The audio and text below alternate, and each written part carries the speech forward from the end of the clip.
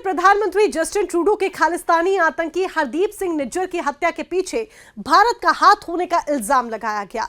ये खबर तो आप सब लोग जानते हैं, लेकिन हम आज अपने इस खास रिपोर्ट में आपको बताएंगे वो बातें जो शायद आप नहीं जानते। नमस्कार, आप देख रहे हैं रिपब्लिक भारत का डिजिटल प्लेटफॉर्म और मैं हूं आपके साथ मोनिका ग्रोवर। साल 2016 की बात है।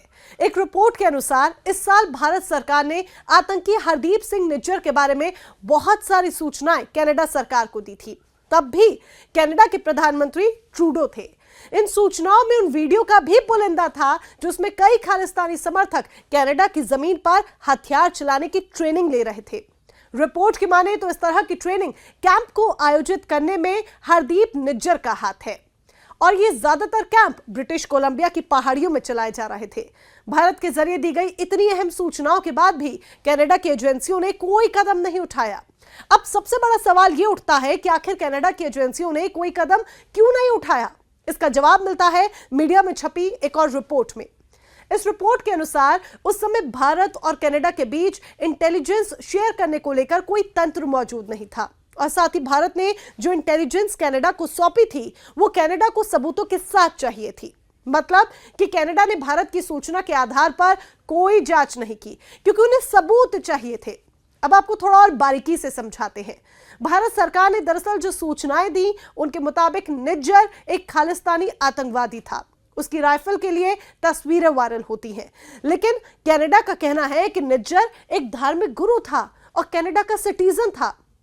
रिपोर्ट्स की माने तो भारत सरकार ने कनाडा के साथ एक डोजियर भी शेयर किया था। इस डोजियर में कुछ आतंकवादियों और कुछ संगठनों का नाम भी शामिल था। ये कनाडा में एक्टिव रहे हैं, जिनका मुख्य एजेंडा है खालिस्तानी एजेंडे को जिंदा रखना।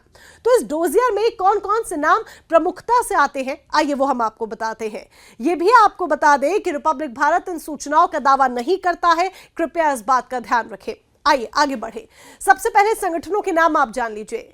International Sikh youth federation, Khalistan liberation force. अब बात करते हैं किन लोगों के नाम लिए गए जो इस संगठन से जुड़े थे, तो वो भी आप सुन लीजिए। गुरजीत सिंह चीमा, गुरजीत सिंह पन्नू, गुरप्रीत सिंह बराड़। ये तीनों ही लोग किसी तरह से दो संगठनों से जुड़े थे। इनका मुख्य काम था पैसे और हथियार जुटाना। ये सारे नाम और काम भारतीय एजेंसियों ने कनाडा को सौंपे थे, लेकिन कनाडा की ओर से कोई भी कार्रवाई नहीं की गई। अब हम आपको एनआईए की कार्रवाई के बारे में बताते हैं।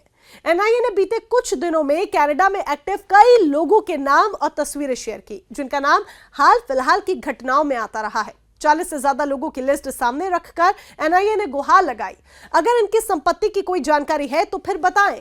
फिर 23 सितंबर को अगली खबर आती है कि एनआईए ने खालिस्तानी आतंकवादी गुरजीत सिंह पन्नू के घर और संपत्तियों को जब्त कर लिया है। इस संपत्ति में खेती योग्य भूमि भी शामिल थी और कोठियां भी शामिल थी। एनआईए ने पन्नू के चंडीगढ़ वाले घर को भी जब्त करने के बाद बाहर जब्ती का नोटिस भी चस्पा कर दिया।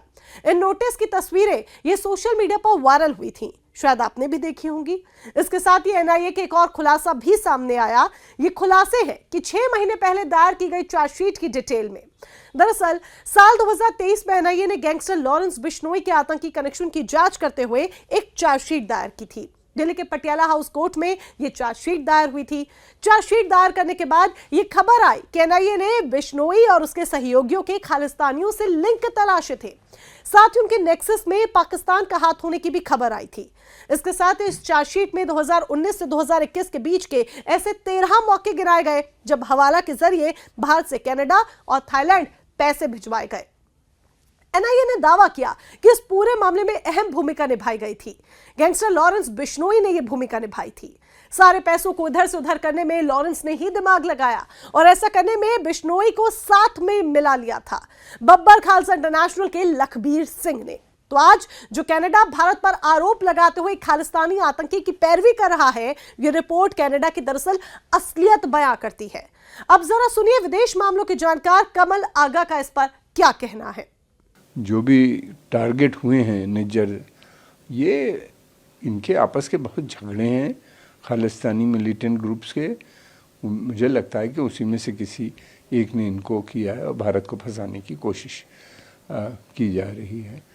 भारत प्रोएक्टिव है इस समय। भारत का मानना ये है कि भारत ने एक इन्हें लिस्ट भी दी है जिसमें लगभग 20 से ज़्यादा आतंकवादी उनके देश में मौजूद हैं।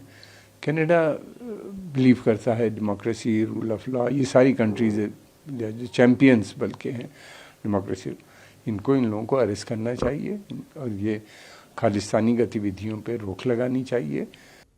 अपनी इस खास रिपोर्ट में हम आपके लिए एक और सवाल छोड़कर जा रहे हैं।